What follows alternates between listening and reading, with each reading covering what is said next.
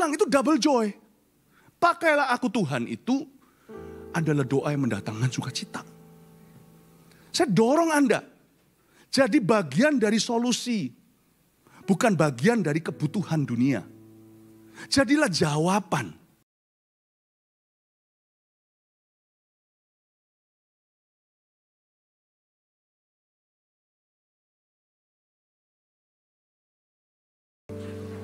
Apa kabar semua? Sudah breaky? Dulu saya nggak ngerti breaky itu apa. Is it a form of break dancing? Karena saya dulu sekolahnya kan di Kanada, di North America, it's called breakfast. Here, lucu, disingkat-singkat. I've learned to love Australia so much and New Zealand. Really fallen in love dengan negara ini ya. Dan saya bersyukur hari ini gereja kita, GMS ada di mana-mana untuk bisa menjaga, memelihara iman jemaat kita, bahkan jiwa-jiwa baru yang Tuhan tambahkan. So this whole day, seharian ini, katakan kanan kiri sekali lagi kita, kalau nggak bisa Chinese, sekarang waktunya belajar, simple sekali, Qing Tian. Oh, kok tahu? Hebat ini, profetik semua. Qing Tian Pu Hui Jia. Hari ini nggak pulang, karena 3 kali saya khotbah. Kebaktian pertama berjudul, pakailah hidupku sebagai alatmu. Kita akan selidiki hati kita sendiri. Lalu kebaktian berikutnya, ya, apakah ada menunya bisa ditampilkan? Kalau ada, kebaktian berikutnya itu hati Tuhan lewat cerita 5 roti dan 2 ikan. Nanti kebaktian berikut ini saya mau lebih banyak mengupas hatinya Tuhan. Lalu yang kebaktian 3, I love you 15 times today. Ya, sedikit kasih a very poor Australian accent, I love you 15 times today. Something like that. So, Qing Tian Pu Hui Jia ya, mari kita belajar. Yang pertama, pakailah hidupku sebagai alatmu. Mari kita buka sama-sama. Kitab Kitab Matius pasal 14 ayat 13 sampai 21. Kita akan belajar firman. Terakhir saya kasih rangkuman supaya Anda pulang membawa catatan. Ya. Saya bukan pilek tapi kayaknya ada Poland di sini katanya ya. Saya kira Poland itu ada di Eropa sebelahnya Hungary. Itu Polandia ya. A little bit of very bad dad joke. You get it? You don't get it? Okay, it's okay. So even my wife didn't get it ya. Pakailah hidupku sebagai alatmu. Kita baca Matius 14 ayat 13 sampai 21. Yesus memberi makan 5.000 orang. Setelah Yesus mendengar berita itu, menyingkirlah ia dari situ. Dan hendak mengasingkan diri dengan perahu ke tempat yang sunyi. Tetapi orang banyak mendengarnya dan mengikuti dia dengan mengambil jalan darat dari kota-kota mereka. Ketika Yesus mendarat, ia melihat orang banyak yang besar jumlahnya. Maka tergeraklah hatinya oleh belas kasihan kepada mereka dan ia menyembuhkan mereka yang sakit. Menjelang malam, murid-muridnya datang kepadanya dan berkata, tempat ini sunyi dan hari sudah mulai malam. Suruhlah orang banyak itu pergi supaya mereka dapat membeli makanan di desa-desa. Tetapi Yesus berkata kepada mereka, tidak perlu mereka pergi. Kamu harus memberi mereka makan. Jawab mereka, yang ada pada kami di sini hanya 5 roti dan 2 ikan. Yesus berkata, bawalah kemari kepadaku.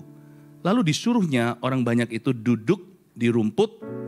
Dan setelah diambilnya 5 roti dan 2 ikan itu, Yesus menengadah ke langit dan mengucap berkat.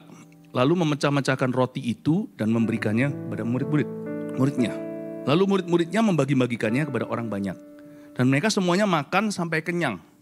Kemudian orang mengumpulkan potongan-potongan roti yang sisa, 12 bakul penuh. Yang ikut makan kira-kira 5.000 laki-laki, tidak termasuk perempuan dan anak-anak. Pakailah hidupku sebagai alatmu. Salah satu doa yang paling menggentarkan sorga dan ditakuti neraka adalah, Tuhan, pakailah saya. Really, kalau doanya, please bless me, everybody. Setiap orang mendoakan itu. Termasuk orang-orang yang menyembah berhala alias pesugihan. Berkati aku, semua orang bisa. Tapi pakailah hidupku, nah itu gak semua orang. Dan doa itu benar-benar menggentarkan hati Tuhan. Bapa akan melihat orang itu kok mirip sama seseorang yang ku tahu ya, yang ku kenal. Putraku sendiri, Yesus Kristus. For God so loved the world, karena Tuhan begitu besar kasihnya akan dunia, dia mengutus anaknya. Dan karena begitu besar kasih Allah akan dunia ini, kasihnya tidak berubah, dia membangkitkan Anda. Setelah Yesus mati, dia bangkitkan kau dan aku. Untuk membawa Injil itu. Untuk memuridkan everybody. Instead of daripada berkata touch me jamah aku. Tapi jamahlah orang lain melalui diriku. Otomatis kita terjamah juga. Tapi hidup kita bukan untuk diri sendiri.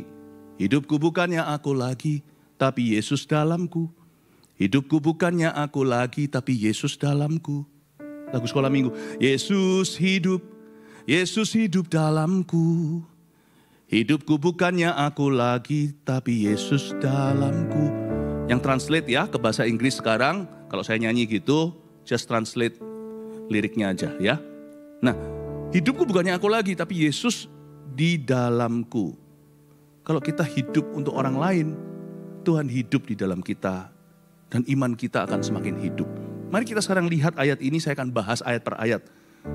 Ayat yang ke-13, setelah Yesus mendengar berita itu. Coba bisa tanya kanan kirinya, berita apa? Nah, kita kan belum baca cerita sebelumnya. Setelah Yesus mendengar berita apa, sampai-sampai Yesus menyingkir dari sana. Lalu dia mengasingkan diri dengan perahu ke tempat yang sunyi, Yesus berduka. Yesus dengar berita apa? Saya kasih sedikit bocoran. Yesus mendengar bahwa Yohanes Pembaptis dibunuh. Yesus berduka cita. Yesus berkabung. Pergi ke tempat sunyi. Dia duduk sendiri dan sedih. Untuk setiap gereja yang untuk setiap gereja yang tutup. Selama masa pandemi misalnya. Untuk setiap gereja yang pecah. Yesus berduka. Dan untuk setiap hamba Tuhan yang jatuh, meskipun yang nyinyir pasti banyak, di dunia ini full of haters, Yesus sedih. Dan untuk setiap orang Kristen yang mundur, hati Yesus merasa sangat-sangat down sekali. Setelah Yesus mendengar berita-berita itu, dia menyingkir. Dia mengasingkan diri dengan perahu ke tempat yang sunyi. Tahukah untuk setiap alasan yang saya sebutkan tadi, gereja yang split, orang Kristen yang murtad, pendeta-pendeta yang jatuh, skandal, itu membuat kita jadi justru mengalami setback, mengalami kemunduran. Sedangkan kebutuhan di dunia ini, kebutuhan rohaninya itu tidak pernah berkurang. Tapi pengerja di ladangnya semakin berkurang karena kejatuhan, karena kematian, jatuh sakit, karena split. Yesus mendengar berita itu dia sedih. Satu hamba Tuhan mati, Yohanes Pembaptis. Tahukah Anda, untuk setiap gereja yang mundur, gereja yang hancur, perlu ada gereja baru yang berdiri yang kuat di sana. Untuk setiap orang Kristen yang murtad, harus ada orang Kristen lain yang menggantikannya dan berkata, Tuhan ini aku, utuslah aku, kata Yesaya. Untuk setiap hamba Tuhan yang jatuh, harus ada hamba Tuhan lain yang Tuhan bangkitkan dan urapi. Ketika Elia diangkat maksudnya, Elisa langsung ambil jubahnya. Kerajaan Allah itu bukanlah dunia saingan. Karena ladangnya menguning, pekerja kurang. Nah, kenapa pekerja itu kurang? Padahal Kristen itu adalah agama terbanyak pengikutnya di dunia. Tahukah Anda? Nomor 1 itu Kristen Katolik. Baru setelah itu agama-agama lain. Kalau kita jumlah populasinya terbanyak di bumi, kenapa kok kurang pekerjanya dibanding dengan ladang yang menguning? Kita itu nggak ada apa-apanya. Itu seperti restoran di Jepang gitu loh. Restoran di Jepang. Atau kemarin lah, nggak usah jauh-jauh, saya pergi ke Sydney makan satu restoran baru, restoran sederhana, restoran Asia. Yang kerja hanyalah suami istri, jadi waiter, jadi chefnya, jadi everything. Jadi kita nunggunya cukup lama. Itu loh, karena restoran itu digandrungi, tapi yang kerja cuma suami istri, dibanding dengan customernya, pekerjaan kurang Bapak Ibu Saudara. Orang Kristen itu padahal banyak Paul di dunia ini, kenapa kok kurang? Antara nggak ada jumlahnya, orangnya ada tapi nggak mau. Nggak menyadari kebutuhan itu, merasa nggak perlu, biarkan pendeta aja yang ngerjakan itu. Biarkan temanku, bahkan suami istri pun tidak sama-sama rohani. Sang suami berkata sama istrinya, nanti kalau kamu ke gereja ya titip salam ke Tuhan. Berapa banyak di antara kita suka titip doa? Kalau doa untuk diri sendiri boleh titip lah. Tapi pastilah ada orang-orang di sekelilingmu yang membutuhkan doamu. Kita ini kurang-kurang, jadi jangan kurang berdoa. Belum lagi orang Kristen yang sudah gak berdoa. Karena kita tuh gak menyadari. Termasuk apapun kondisi hidup kita ya, mungkin kita pindah Australia. Tuhan tuh berkati loh, gak semua orang pindah Australia. Yang mau pun gak tentu bisa. Anda dapat PR misalnya, Anda bisa sekolah di sini. Lalu datang ke sini, kita habis-habiskan tanah rohani. Kita hanya seperti pohon yang menyerap gizi tetapi tidak pernah berbuah bagi Kristus. Kita merasa Tuhan berkati lalu kita lupa seperti 12, seperti 10 orang kusta itu yang ke-9 gak kembali. Kita di sini hanya mau mengejar good grades. So good, kita harus. Tetapi apakah hanya itu? Kita di sini hanya mau mengejar uang supaya kita nanti bisa mengejar yang namanya Australian Dream atau mimpi Australia. Tapi apakah hanya itu? Untuk itukah kita itu diutus kemari? Atau mungkin saya curiga juga ada urusan demi jiwa-jiwa di sini. Mungkinkah Tuhan itu utus kita ke sini di mata Allah sebagai misionaris? Tetapi tidak sebagai full timer, pendeta. Sebagai misionaris yang berbulu pengusaha. Misionaris yang berjubah profesional. Anda kerja di mana? Misionaris yang berpakaian mahasiswa. Mungkinkah Tuhan itu diam-diam punya maksud agar kita cari kerajaan Allah dan kebenarannya dulu. Lalu good grades will be given to you. Bahkan dapat jodoh nanti. Bahkan bisa beli rumah, bisa nyicil, bisa mortgage, bisa bayar, bisa investasi. Mungkinkah semua itu tambah-tambahan? Tapi maksud Tuhan itu bukan itu. Karena kita hidup di dunia ini sementara. Kita semua akan mati. Gak usah ngomongin kanan kirinya. Mungkin kalau orang kanan kirinya lupa, tolong ingatkan nanti. You akan mati. Jangan ngomong sekarang. Apakah kita mau datang ke surga suatu hari tangan hampa? Atau karena kita tahu kalau dunia ini membutuhkan Injil. Dunia ini membutuhkan Kristus. Dan Tuhan masih ingin banyak orang dimuridkan oleh Tuhan. Tapi kan dunia ini kebutuhannya banyak, Pastor Philip. Iya tahu, tapi semua itu kan mulai dari kerohanian. Do you know that the problem of this world, problemanya dunia ini bukanlah ekonomi, bukanlah politik, tapi dosa. Coba bayangkan kalau dosa itu gak ada, saling curiga gak ada, gak usah orang itu memperlengkapi bangsanya dengan berbagai macam senjata. Bayangin kalau seumpamanya dosa itu gak ada penjara. Kita taruh barang di situ gak hilang. Masalah bumi ini, segala sesuatu yang kita tambal secara mahal itu semuanya itu pada dasarnya manusia saling tidak percaya. Manusia tidak bisa dipercayai. The real problem in every family, in every nation, every city, it's sin. Makanya Injil itu yang nomor 1. Kalau itu masuk di hati orang, dia akan menjadi bos yang baik hati dan yang adil. Dan yang profesional. Dia akan menjadi pekerja yang bisa dipercaya. Dia akan menjadi mahasiswa yang sangat bagus sekali. Dia akan menjadi papa yang tidak abuse anak-anaknya. When God changes the hearts of men, that's the role of the church. Itulah perannya gereja. Man will change the world. Yesus tahu itu waktu Yohanes Pembaptis mati. Ada satu lubang besar di kerajaan Allah. Yesus sedih. Mengasingkan diri. Coba kalian lihat ayat yang 13b. Tetapi orang banyak yang mendengarnya mengikuti dia. Dengan mengambil jalan darat dari kota-kota mereka. Coba bayangin. Orang banyak itu dengar kan. Yesusnya menyingkir. Orang banyak itu mengikuti Yesus dengan jalan kaki, jalan darat. Dari mana? Dari kota-kota mereka. Sekalipun pada saat itu mereka kekurangan satu hamba Tuhan. Yohanes Pembaptis itu meninggalkan lubang yang cukup besar, bahasa Inggrisnya a big shoe to fill. Sepatu yang gede sekali, yang susah untuk diisi.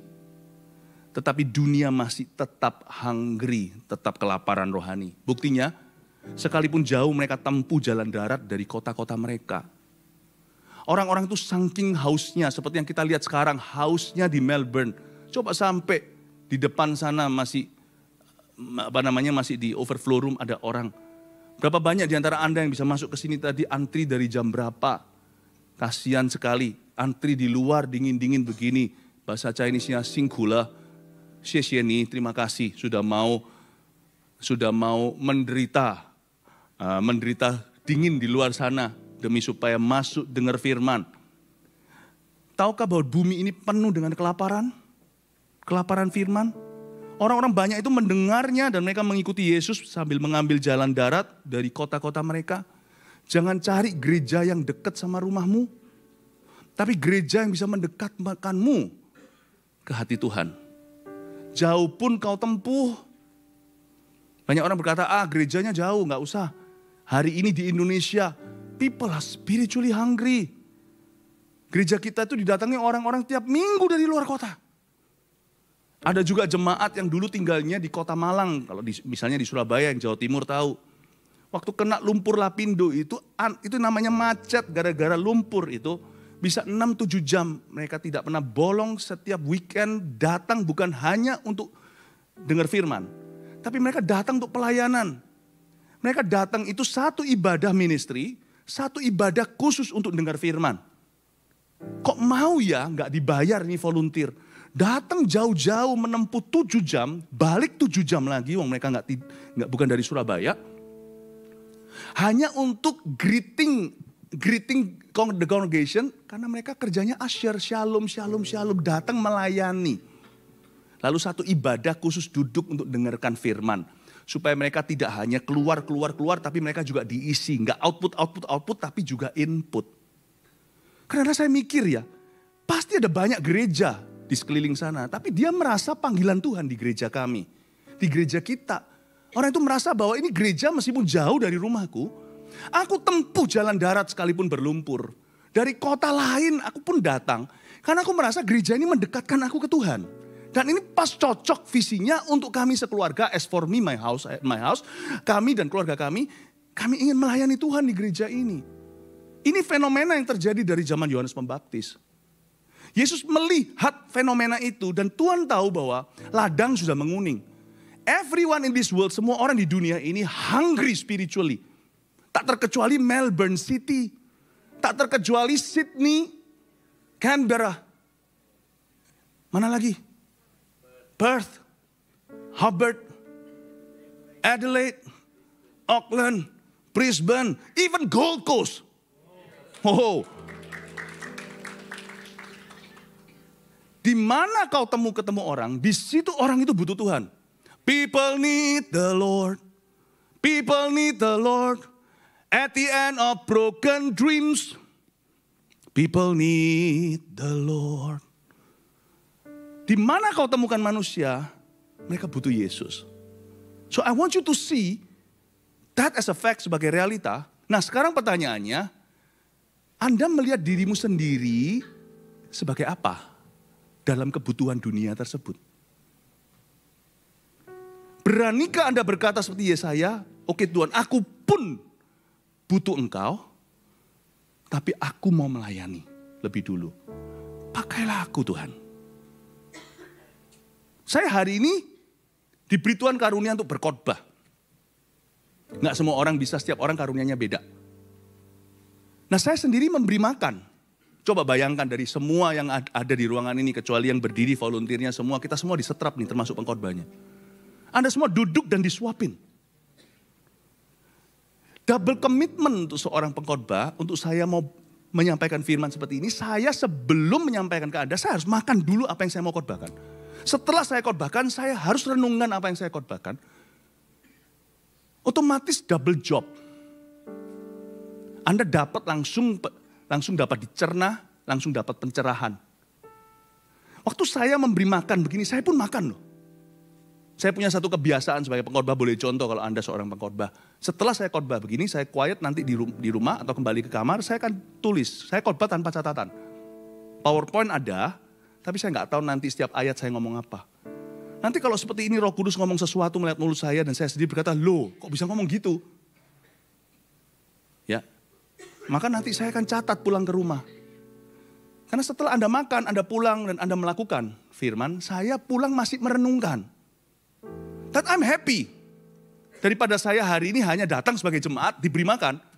Kalau saya dikasih karunia lebih, Saya bisa berbuat lebih.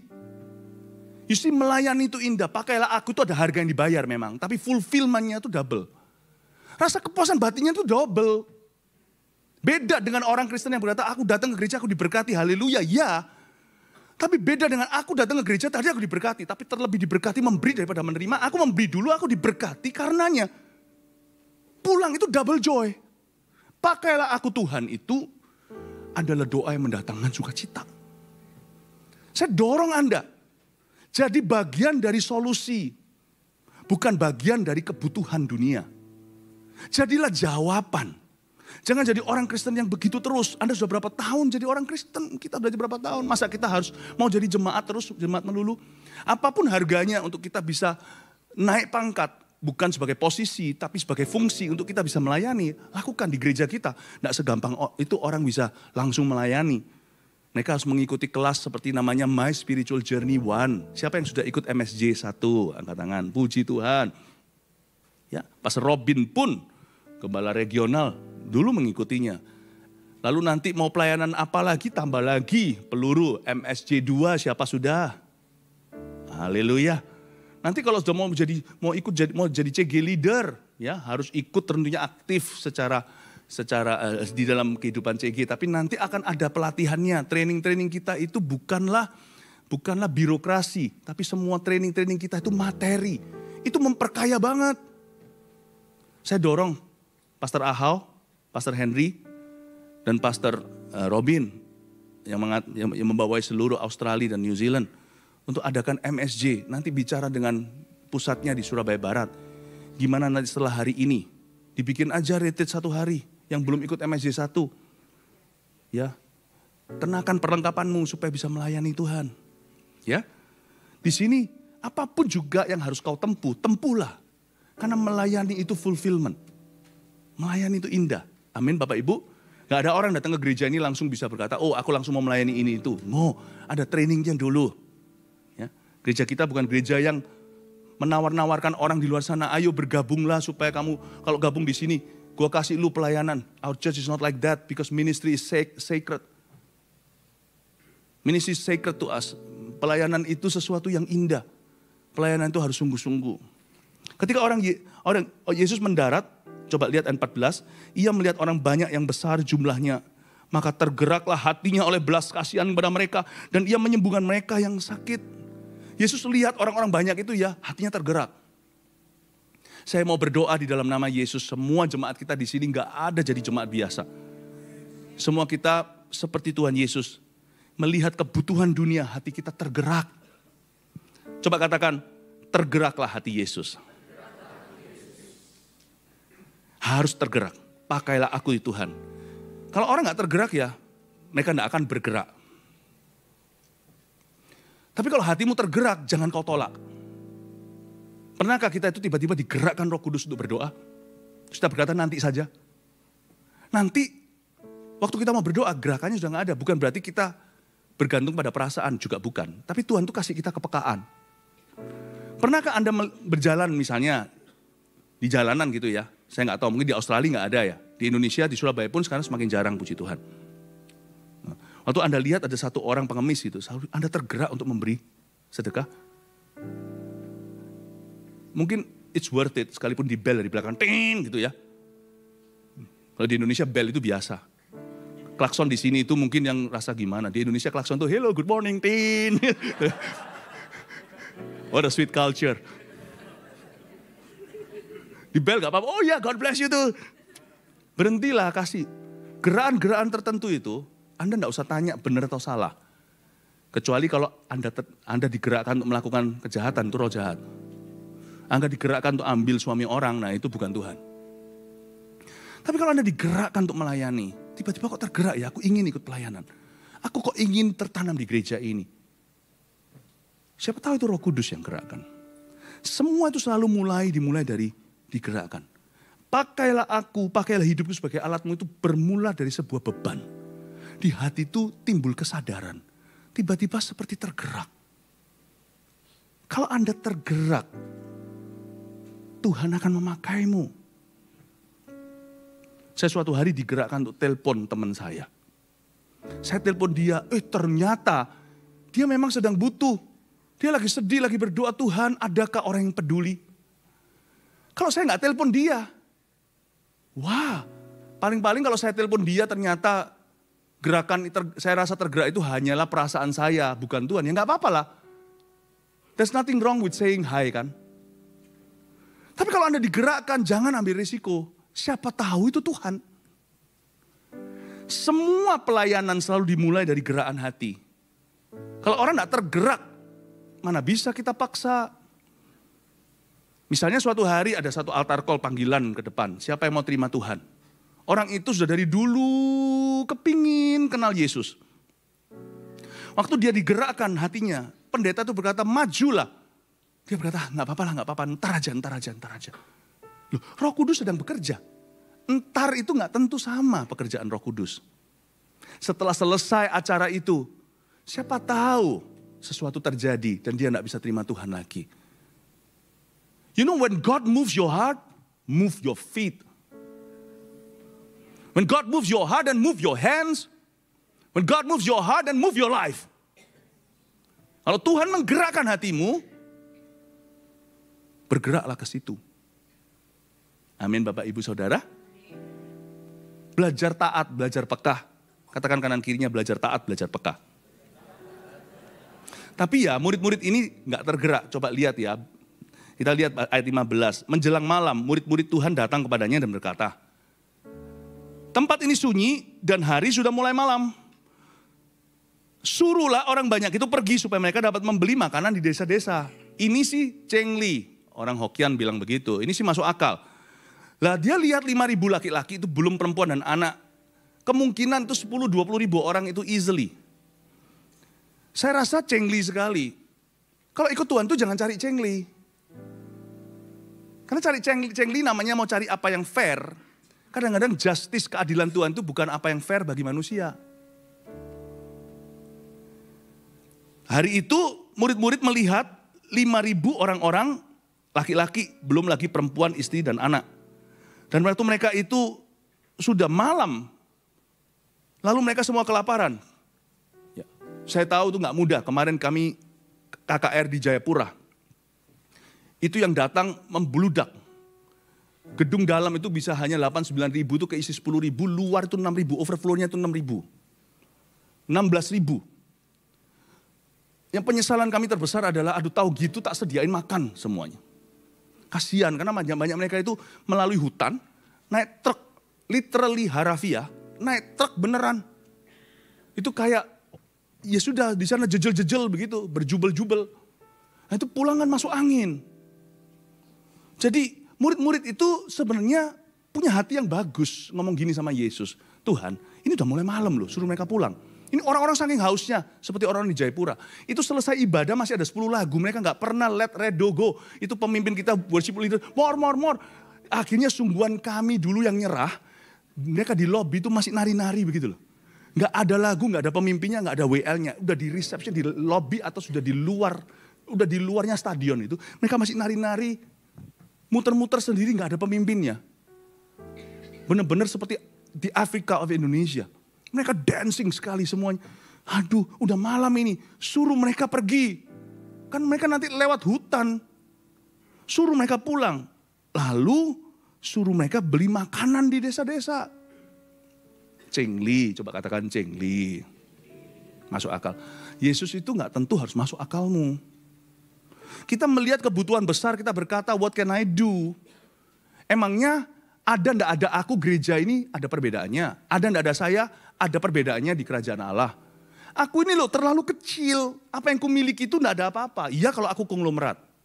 Siapa bilang Tuhan maunya pakai konglomerat? Tuhan pakai orang yang hatinya melarat di hadapan Tuhan. Berbahagialah orang miskin di hadapanku, itu termasuk orang melarat secara materi atau konglomerat secara material. Hati kita itu kalau mau baru Tuhan pakai. Jadi jangan kita banggakan banyak yang kita miliki, jangan minder sedikit yang kita punya. Tuhan tuh gak memakai kita berdasarkan apa yang kita miliki. Tapi berdasarkan hati, kalau hati kita tergerak. Dan kita berani melihat diri kita itu sebagai bagian dari jawaban Tuhan. Baru Tuhan akan memakai hidup kita. Suruhlah orang banyak itu pergi. Berarti murid-murid menolak panggilan. Sudahlah, suruh mereka cari jalan sendirilah. Entah gimana, itu kan tugasnya pendeta, itu kan tugasnya pemerintah. Itu kan tugasnya si A. Suruh mereka pergi. Mereka suruh beli makanan sendiri-sendiri di desa-desa. Lalu Tuhan berkata sesuatu yang sangat-sangat gak masuk akal. Dia berkata ayat 16, tapi Yesus berkata kepada mereka, tidak perlu mereka pergi. Oke, murid-muridnya terbelalak, saya bisa bayangkan ini kalau didramakan. Ini bisa didramatisasi. Oke, tidak perlu mereka pergi. Kamu harus memberi mereka makan. Langsung mereka semaput, langsung pingsan mendengar kata-kata Yesus itu. Ini orang yang pakai logika tahu. Kalau sekarang yang makan itu 20.000, berapa duit untuk isi perut mereka? Tidak perlu mereka pergi, kata Yesus. Kamu harus, coba katakan kamu harus. Ngomong kanan kirinya sekarang boleh, kamu harus. Tahu kamu harus. Ini otomatis yang jadi murid Yesus berhak ngamuk. Dari tergerak, sekarang mulai muak. Biasa ya, orang itu tergerak ya. Setelah tergerak, dia melakukan hal tersebut sesuai gerakan Roh Kudus di hatinya. Kalau dia nggak jaga hati ya, lama-lama dia mulai merasa berhak. Dari tergerak, merasa berhak. Lalu dia mulai yang punya namanya bahasa Inggrisnya spirit of entitlement. Atau perasaan aku berhak diperlakukan dengan cara tertentu. Aku berhak untuk dimengerti. Aku berhak untuk dihargai. Aku berhak juga untuk diapresiasi. Dan orang harus paham lah. Saya jadi ingat kata-kata seorang hamba Tuhan. Bebaskan aku dalam pelayanan Tuhan. Bebaskan aku dari kebutuhan keinginan. Untuk dimengerti. Dihargai. Diakui. Pelayanan itu harus murni, bukan untuk dihargai. Diakui. Atau untuk bahkan dipahami. Orang itu bermula tergerak karena Kristus. Tapi lama-lama kalau dia tidak jaga hati, dia mulai merasa berhak. Dari perasa berhak, dia mulai bisa komentar tentang orang lain. Loh kok enak? Tadinya mulainya tergerak. Sekarang sudah di level, loh kok enak? Aku melayani, bahasa Surabaya, soro-soro begini. Mati-matian. Kamu cuma datang langsung makan. Saya ngerti itu, waktu dulu saya dilatih sama Tuhan. Saya nggak mulai langsung membunuh Goliat. Saya bermula dengan menggembalakan mbek-mbek 1-2. Dan mungkin makan ampas mereka. Saya ingat waktu saya pertama kali barusan lahir baru, saya masuk seminari. Puji Tuhan, training saya itu dari bawah. Saya dengan teman saya dulu itu bagian FOH di belakang sana. Saya bagian OHP, zaman dulu mungkin anak-anak Gen Z nggak ngerti OHP. Apa itu OHP? Ya, OHP itu loh, nggak seperti ini sekarang LED. Dulu itu ditutup kertas gitu loh. Oh betapa dalamnya, turun satu bait lagi, turun lagi bawah satu, oh betapa lebarnya. Kalau orangnya ngantuk, tertutup, oh betapa dalamnya. Orang nggak ngerti. Saya yang bagian itu, satu, lalu di sana sound system, gulung-gulung kabel. Saya volunteer di rumah bapakku, di rumah ayahku, aku makan kenyang-kenyang. Di gereja itu sore-sore, 3:30 ibadah. Dulu itu di Kanada lebih dingin dari Australia. Saya itu umur 18, waktu itu baru bertobat. Umur 18 itu kami itu jurang maut sini, tahu mau? Jurang maut. Makan itu tiada henti-henti dan tidak pernah bisa kenyang. 3:30 selesai semuanya, itu cuma datang teman-teman saya datang semuanya, datang selesai. Udah mereka semuanya, saya selesai sama Iwan masih harus gulung-gulung kabel, kembalikan itu loh Roland ini loh dulu piano, tapi yang gak segini, yang gede, sis, yang besar. Saya angkat sendiri, saya pikirannya sudah soto, rawon. Karena tante-tante di gereja udah masakin makanan anget. Saya kepingin makan itu. Sampai sudah masuk semuanya. Wan, sudah selesai. Udah, ayo lari. Kita lari sprinting secepat-cepatnya. Pergi ke ruang di depan 116. Saya pergi ke kafetaria, lari dengan Iwan. Sampai di sana, soto sudah satu. Saya lihat teman saya sana, udah tambah 2 mangkuk. Saya bilang, guys, come on lah. Sisain kami, saya dan Iwan. Iwan gak apa-apa, lu gak usah sisain. Dia udah umur 25. Saya 18 masih pertumbuhan, nanti kalau saya tumbuhnya jelek gimana?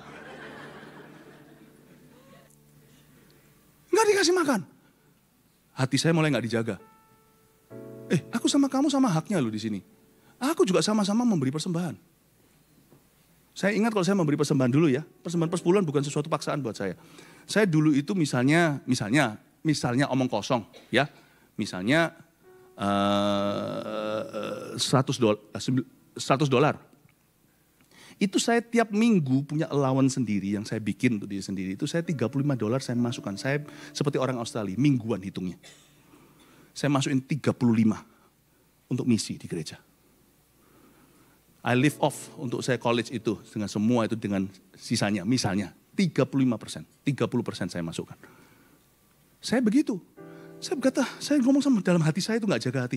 Kamu mungkin gak sebanyak aku memberikan persembahan hidup, persembahan ini itu. Ya. Lalu kenapa saya tidak dapat hak yang sama? Turun gak pernah saya itu selama bergereja di situ gak pernah dapat makan. Bukan karena tante-tante gak bikin. Tapi jiwa-jiwa baru dan jiwa-jiwa lama ini ternyata makannya sama banyak sama saya. Dan pernah sekali suatu hari satu oma-oma namanya Oma Leong. Baik sekali dia. Philip, kamu gak dapat makanan lagi. Besok oma akan tambah lebih banyak minggu depan supaya kamu kebagian ya. Oke oma, minggu depan juga tetap habis. Jadi benar-benar teman-teman saya semua anak-anak muda itu semuanya memang tidak ada tumpuan jurang itu. Dan saya mulai dari tergerak jadi muak. Enggak, pelayanan-pelayanan gue terus rugi. Lalu Tuhan tegur saya, bukankah awal mula kamu melayani itu karena tergerak? Whatever you do, lihatlah jarimu. You do it for me. Saya tuh kayak ditampar sama Roh Kudus. You do it for me. Makanya setiap kali saya gulung-gulung kabel, saya tahu saya gak akan kedapatan rawon berikutnya atau bakso yang enak itu. Wih, kikil, aduh ya ampun, sambelnya. Oma-oma itu punya karunia menyambel memang luar biasa. Dan waktu setiap kali saya masukkan itu selesai, saya berkata sama Iwan, good luck my friend, I don't think we gonna get anything. Saya lihat jari saya, I do this for him. Jangan kau merasa, kalau Tuhan berkata kamu harus itu sebagai keharusan. Jangan lupa awal mula kau melayani Tuhan itu karena kehausan. Aku haus dipakai Tuhan. Gak apa-apa kok jadi korban. Hari ini buktinya, saya tetap makan. Hari ini tetap Tuhan tidak pernah kurang-kurang memberi saya 5 roti 2 ikan. Bapak ibu saudara, melayani Tuhan itu manis. Indah banget. Jangan jadi keharusan. Yesus berkata, tidak perlu mereka pergi. Kamu yang harus memberi mereka makan. Itu semua orang berkata, hah? Kami yang kasih makan? Tuhan guyonan? Apakah ini sebuah candaan? Jawab mereka. Jawabannya cengli, masuk akal. Yang ada pada kami di sini hanya, garis bawah. Hanya, katakan hanya. Hanya 5 roti dan 2 ikan. Ini kan kayak protes halus sama Tuhan, tapi dia gak berani kurang ajar. Nolak Tuhan itu kan dosa. Jadi dia bukan nolaknya terang-terangan. Dia berkata, Tuhan, come on, mikir ya. Think. Yang ada pada kami sini, hanya 5 roti dan 2 ikan. Tuhan bilang apa? Kami yang kasih makan 5.000 laki-laki, belum istri dan anaknya. Nomban orang 20.000, kami ini 12 muridmu, kasih mereka makan. Gaji kami semua cemplung pun gak cukup untuk itu. Yang kami punya hanya, katakan hanya. Hanya, katakan hanya. Hanya. Senang saya. Hanya. Ngikuti sampai malam. Hanya 5 roti dan 2 ikan. Don't forget though. Tuhan itu selalu mulai dengan hanyanya kita. Everything always begins with hanya. In God's dictionary. Waktu kita melihat the vast needs of the world, waktu kita melihat kebutuhan dunia yang dahsyat, kita merasa kecil banget. Emangnya gereja ini ada ndak ada gua, ada bedanya. Emangnya kerajaan sorga itu bisa membuat perbedaan. Emangnya apa yang bisa kulakukan itu bisa beda. Waktu kita selalu suka, karena kita merasa kecil, kita lemparkan tanggung jawab. Itu biar menjadi urusan pendeta. Pendeta lebih bisa ngutip firman. Saya suruh bersaksi, gak bisa. Udahlah biar pendeta aja yang kesaksian sama mereka. Cuman begini loh, kapan pendetamu akan ketemu orang itu? Atau gak tentu orang itu mau dikuliahi pendetamu. Mungkin dia anti pendeta, tapi dia gak anti dirimu, karena dia temanmu. Kita merasa kita ini kecil. Orang yang merasa dirinya gak mampu, gak bisa. Apa bedanya orang itu akan cenderung untuk melemparkan tanggung jawab. Suruh mereka pulang, suruh mereka pergi sendiri. Cari dewe-dewe makanan di desa-desa. Karena kita tahu, kita merasa kita gak mungkin jadi jawaban. Dan kita gak signifikan, kita lemparkan tanggung jawab ke orang lain. Itu biar urusan pendeta. Kemiskinan di dunia ini kan, itu sudah menjadi wabah. Emangnya apa yang ku berikan itu bisa mempengaruhi? Emangnya aku bisa kasih semua orang job, mereka yang sekarang unemployed atau tidak punya pekerjaan? No. Tuhan tidak minta Anda solve masalah dunia. Anda lihat masalah itu, jadilah jawaban. Dan serahkan kepada Tuhan apa yang kau bisa lakukan. Semua itu selalu dari baby step atau langkah bayi. Selalu dimulai dengan satu langkah sederhana. Saya berkata hanya ini Tuhan. Seriously.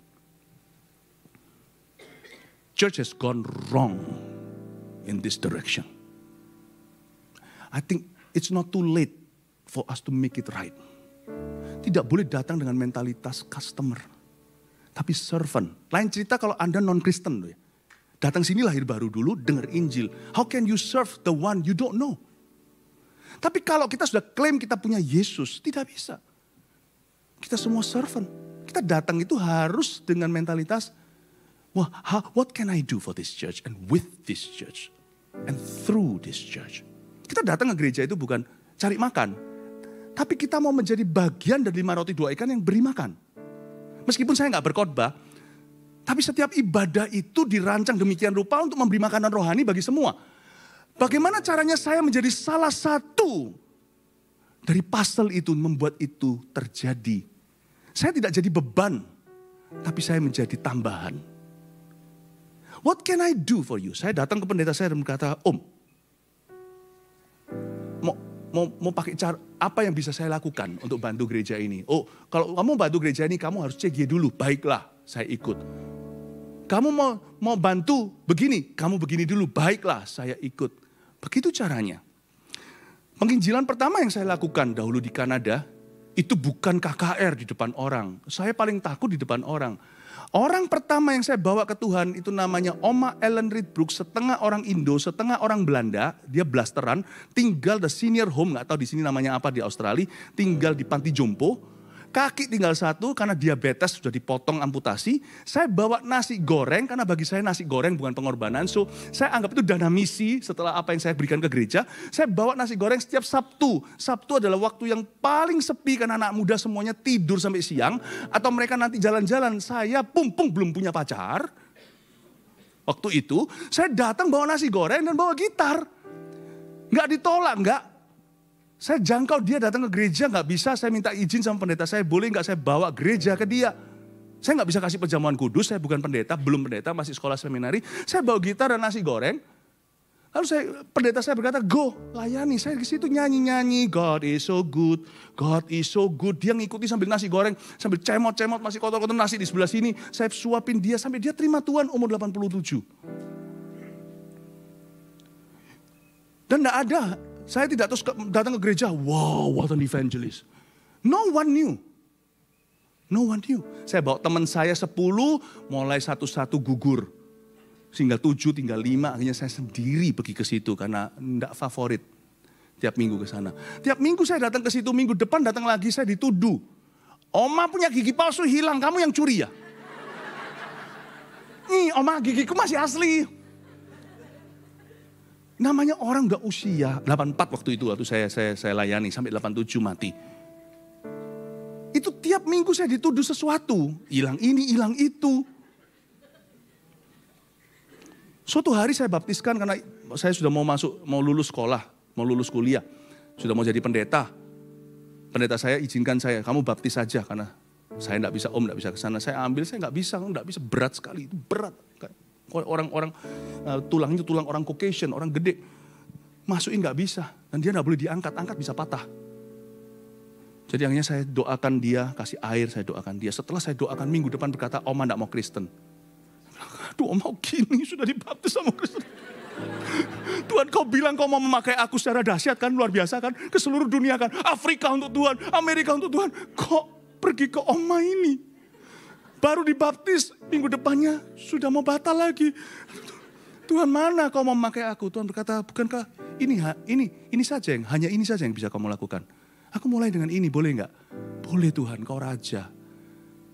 Terserah kehendakmu, kalau ini kehendakmu, ini saja yang bisa kuberi, hanya inilah pemakaianmu, monggo silakan. Saya tanya Oma, why, kenapa gak mau jadi orang Kristen lagi? Oma gak mau nanti. Kalau Oma mati, Oma di sorga, Oma ini pakai pampers. Kalau Oma pipis, hujan, nanti Philip kena. Tapi untung loh, saya kira karena apa? Ternyata alasannya kayak anak kecil. Oma gak mau pipisin Philip katanya. Terus saya dilus-lus, pendeta manis gitu. Oh Oma, tak kira karena doktrin lah, karena gak percaya lah, berubah pikiran lah ternyata. Oma gak usah khawatir, di sorga Oma gak akan pakai pampers. Oh iya, Oma punya kaki. Oh iya, Yesus berkata kita sempurna. Oh iya, kalau gitu Oma tetap mau jadi orang Kristen. Oh puji Tuhan Oma. Tahun itu beliau meninggal. Pas saya di Indonesia. You see, everything start from hanya. Apakah sekarang setelah kita berdiri di depan ribuan orang kita berubah? No. I still love every single soul the same. Jaga hati. Jangan apa yang dimulai dengan hatimu tergerak, lalu jadi merasa berhak. Lalu lama-lama jadi muak. Jaga hati dong. Jangan berubah. Dan hati yang belum tergerak dong. Jangan kita datang ke gereja hanya untuk memenuhi tempat itu. Karena gereja berdiri di sini untuk memenuhi bumi. Tempat ini kalau sudah penuh, nanti kita perbesar lagi. Kita buka berikutnya Melbourne 2. Karena bukan kita membuka gereja, kita mau memenuhi bumi dengan kemuliaannya. Kita lihat sekarang ayat-ayat terakhir. Lalu disuruhnya orang banyak itu duduk di rumput, dan setelah diambilnya 5 roti dan 2 ikan itu, Yesus menengadah ke langit dan mengucap berkat. Lalu memecah-mecah roti dan memberikannya kepada murid-muridnya. Lalu murid-muridnya membagi-bagikannya kepada orang banyak. Coba perhatikan ya ayat 20. Dan mereka semua makan sampai kenyang kan? Oke, puji Tuhan. Kemudian orang mengumpulkan potongan-potongan roti yang sisa. 12 bakul penuh.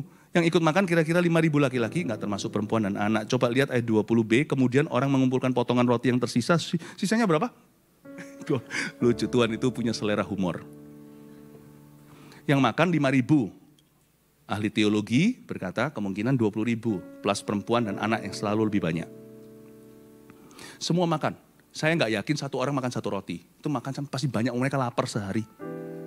Itu rotinya Israel itu loh yang bisa dirobek-robek itu loh. Ya, makan gitu, pasti dimakan dengan ikannya. Habis tuh. Lalu mereka kumpul-kumpulkan sisanya tapau pulang. Tahu nggak yang ditapau berapa? Murid Yesus sudah berapa? Berapa yang ditapau pulang? Tuhan nggak pernah hutang. Coba katakan kanan kirinya, Tuhan nggak pernah hutang. Yang dilayani masing-masing makan sepuasnya, all you can eat buffet. 吃到饱, kalau bisa 吃到吐. Makan sampai kenyang, makan sampai muntah.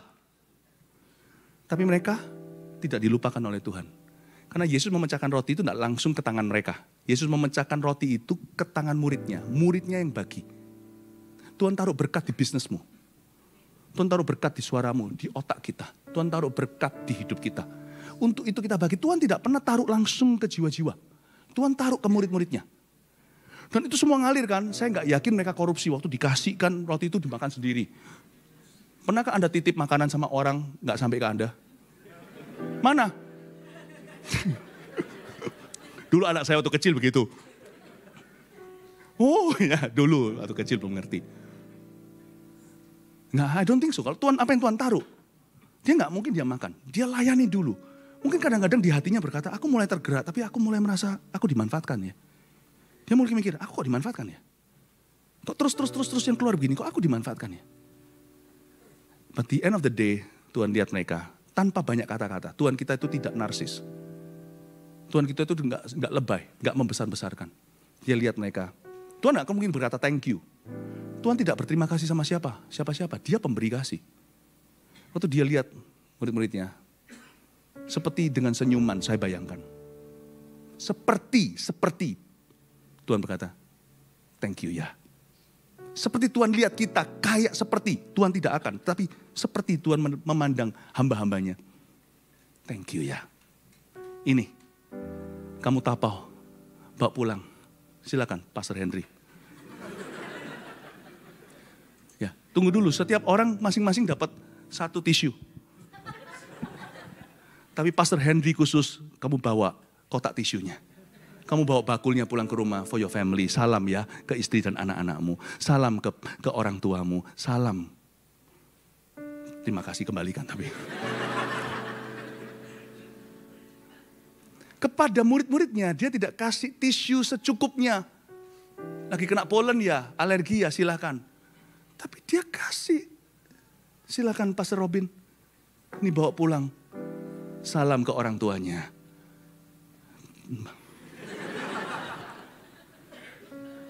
Do you know God's heart? Dia nggak utang. Kalau yang makan di restoran Anda itu pemulung keluar gitu ya sudahlah. Jangan digebukin percuma. Jadikan amal sosial. Tapi kalau yang makan di sana itu seorang pangeran. Yang punya oil di Middle East atau Timur Tengah.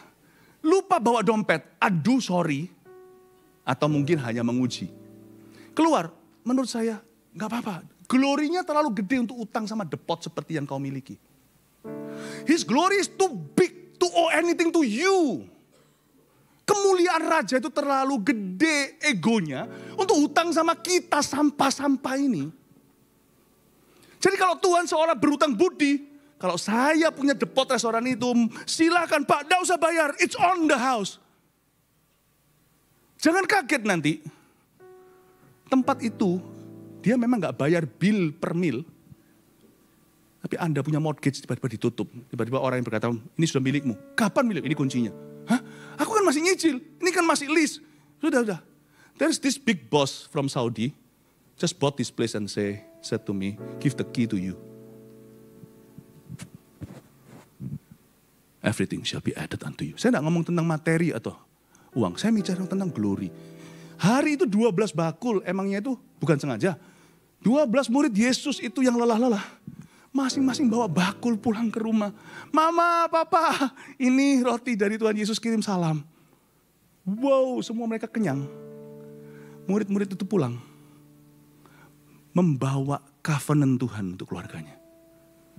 Tuhan tidak pernah hutang sama siapa-siapa. Selesai? 3 poin ini tulis di HP Anda. Ya, atau di foto silakan. Pakailah hidupku sebagai alatmu, nomor 1. Tuhan itu selalu geraknya begini, kerjanya gini. Siapa yang tergerak, Tuhan akan memakainya. Selalu mulai dengan ini. Siapa yang tergerak? Tuhan nggak minta Anda mampu dulu. Atau punya sesuatu. Siapa yang tergerak, Tuhan yang pakai. Udah gitu aja. 2, Tuhan selalu mulai dengan hanya ini yang kita miliki. Jadi jangan ada yang berkata, aku tidak bisa berbuat apa-apa. We all have something to give to the Lord. 3, munculkan Tuhan tidak akan berutang budi kepada siapa-siapa. Silakan difoto.